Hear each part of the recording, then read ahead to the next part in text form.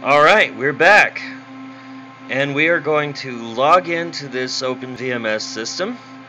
It's an alpha cluster, as seen in my previous videos. So we'll just hit enter here on the terminal keyboard, and we get a username prompt. We'll log in with the system account.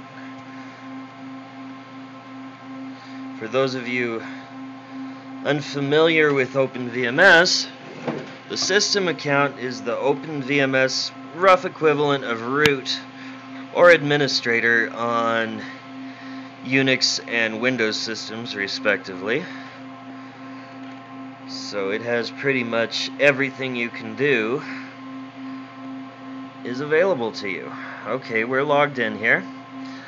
Now, at this point, I can do a dir and show there's a bunch of files.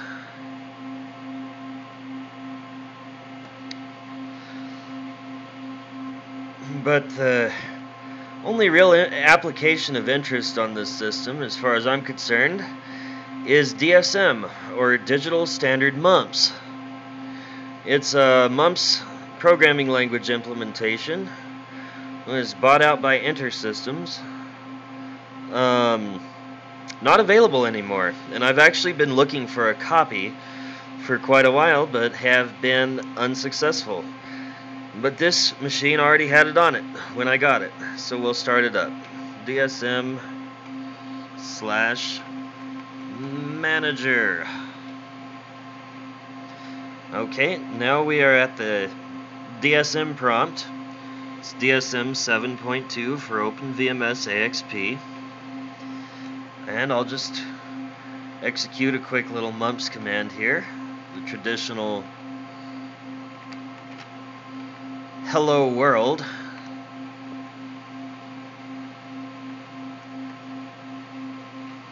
And we can see we have a mumps. And it works. So now I will halt out of here. Shows a nice little halt message. And now, since we're done, I'll shut down the system.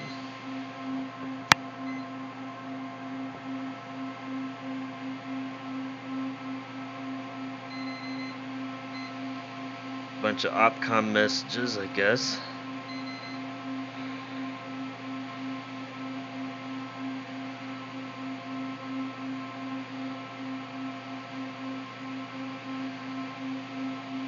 Takes a little while to come down, and we are done.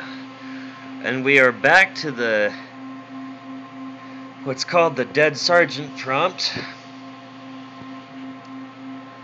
While we're at it, I guess I may as well do a little bit of demonstration on what the SRM firmware can do. We can do show device.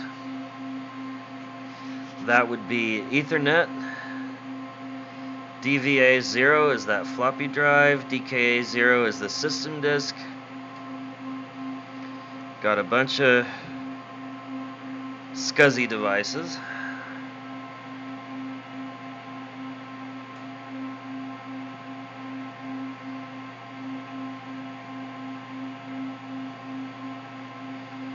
It's interesting, the halt instruction shows you the program counter. Very useful if you're doing some systems programming, I suppose.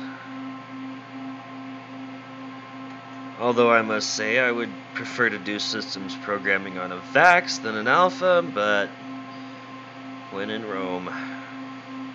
And the alpha is nice. I am very happy with it.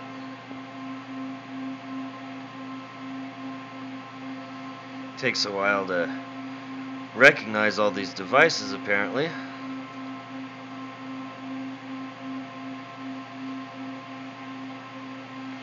There are quite a few.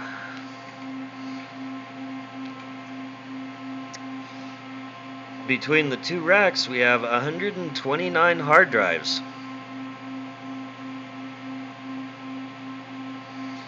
But only a few of them are accessible to each machine unless I manage to bring the full cluster up. Have not been successful at that so far. Don't get anything on the console of ISC7A2, ISC7A3, or ISC7A4. Now I have this handy dandy little switch box, supposed to let me connect all of the 4 machines to a single terminal, but the labeling on the back is not exactly friendly. We have A, B, C, D, and E. And so I really have no idea what's supposed to be plugged into what. It's been trial and error so far, but A1 works. Now I have tried connecting the other 3 machines directly to the VT510, but no luck there either. So I don't really think it's this basically ancient KVM switch that's causing the problem. Anyway, we are done with this video. Next time we'll look at some of the cluster information perhaps, and hopefully I'll have the cluster up and running by then. Thanks for watching.